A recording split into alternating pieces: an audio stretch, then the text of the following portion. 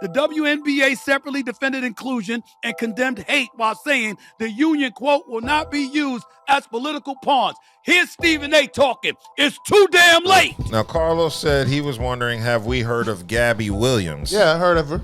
She played in the WNBA. She said that she wouldn't mind to have a teammate to be transgender. I would welcome a trans athlete on my team or against my team anytime. I don't think it's a problem in the world. It's just... Now, how good is Gabby Williams? I think she's an all-star. I think she's an all-star. Okay. Because the one thing I was going to say is, you know how you have some Enes Kantors and Royce Whites in the NBA? Well, you have their female equivalents in the WNBA. Again, she probably was trying to be funny because she already see. Hey, look, everybody sit here bringing some bullshit into the table. Let's go. Yeah. You gonna ask me a question like that? I'm gonna say something stupid. Well, yeah, that's my point. There are people in the WNBA who aren't that good in the league, and they're trying to secure their future outside Sophie of sports. Cunningham. Yeah, so they're doing the exact opposite of Sophie Cunningham. They're going the liberal, far-leaning, right, left. So they're trying to secure their future outside of the league as well. So there are lots of women who ride the bench in the WNBA that will say anything pro-transgender to get their eyes on them. Remember, she just got a shoe that just came out not too long ago. Well, my thing is, I judge the WNBA based on what the stars say. I want to know what Olivia Miles' opinion is on playing against transgender women. Caitlyn Clark. Just the top stars. Angel Reese. Yeah, that's who I care about because their future is the WNBA. So that lets you know when you have caliber men like Stephen A., the Chris Broussards, uplifting pretty much a bench rider. Mm-hmm. She doesn't even average 10 points a game. You feel what I'm saying? Exactly. And she's getting her name is mentioned with the likes of Caitlyn Clark and Angel Reese and stuff like that. She is nowhere near on that level. The had the other night 28 minutes. She gets $15,000 a game. Let me say that. That's her paycheck. $15,000 a game. She played 28 minutes and only had 2 goddamn points.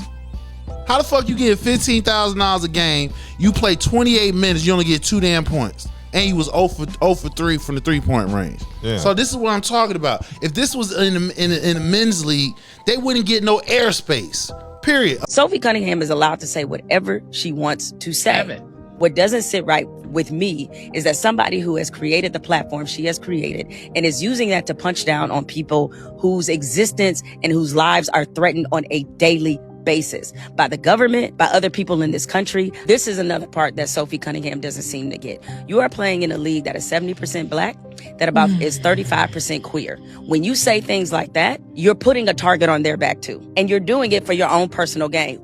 You're using this little 15 minutes that you have to set up the next 30 years because she had no plan after that. But in the men's league, bench players don't even get talked about. Yeah. So yeah, exactly. So yeah, I'm going to see a lot of WNBA players who I've never heard of who are going to come out with support for transgender women who are going to say crazy shit about playing with them. So yeah, I only listen to the stars when it comes to the WNBA on this opinion.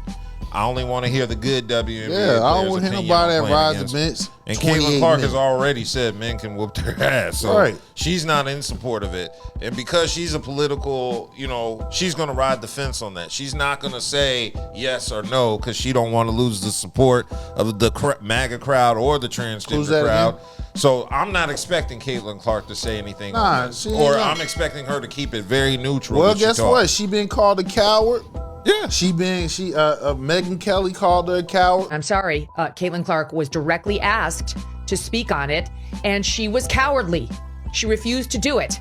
Michael Jordan never spoke on not one issue ever. But he also hasn't been used as a Trojan horse in a political scheme of things. Michael Jordan, the biggest name that could have done something, possibly never spoke on not their issue because he was worried about his bottom line. And he never was put in a position to speak on it. And when he did, I'm sure people... There was no social media when Jordan... Exactly. But nevertheless, just because it wasn't social media, I'm sure people wanted him to speak on certain social issues. And he didn't. And he was. I got you. He wasn't going to speak on it because it wasn't going to affect his bottom line. So I don't understand why y'all expect Caitlyn to therefore speak on social media. Social media has a big influence. Social media pressures. Why you think these gotta spend? They gotta pay billions of dollars in lawsuits because of their influence of the damage they have done. Yeah. So why don't you think she says nothing? Because she's not going to affect her bottom line. But the point is, she's in a no-win situation. Because you know why? The media she's in a no-win situation now because when you entertain any little bit, now even the people on her side, the MAGA side, is getting at her for not saying something. Stephen A. Smith on his show Friday said he was disappointed in her because she should say something. The same people. You don't have to say anything. People want I get what you're saying, but that person doesn't have to do it. They don't have to, and I don't blame her.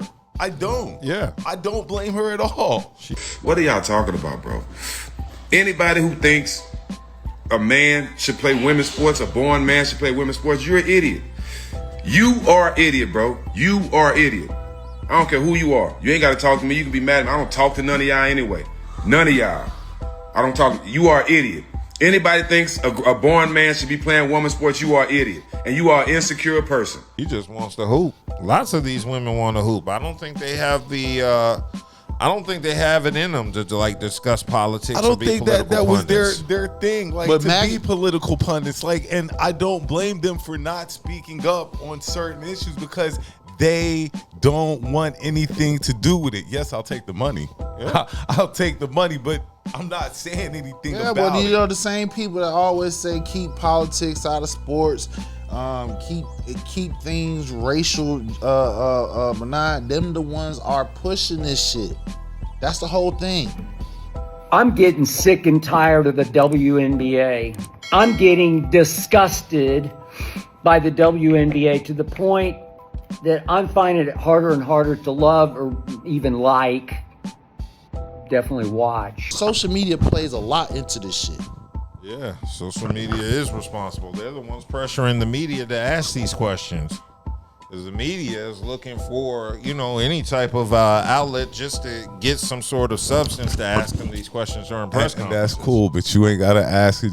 You ain't got to answer just because it's asked. That's just like in regular life. Just because you ask me something don't mean I got to answer it. So we'll see what happens, man, with this playing out. But I do know the WNBA said they're having a meeting this week coming up to discuss all this stuff going on with MAGA, and they're trying to, I guess, redefine with the Players Association what a woman is, which I think is ridiculous, but absolutely ridiculous. They pressured them to do this. Well, I mean, right now, again, it's time to speak on it because remember, we've been talking about it for over a month. They're using the drama to bring in new eyes. Now the drama is getting out of control. They're trying to reel it back in because they don't want it to drown out what the women is actually doing on the court. Don't worry. About 2-3 more weeks, won't even be hearing about the WNBA because football season will be just about in full swing.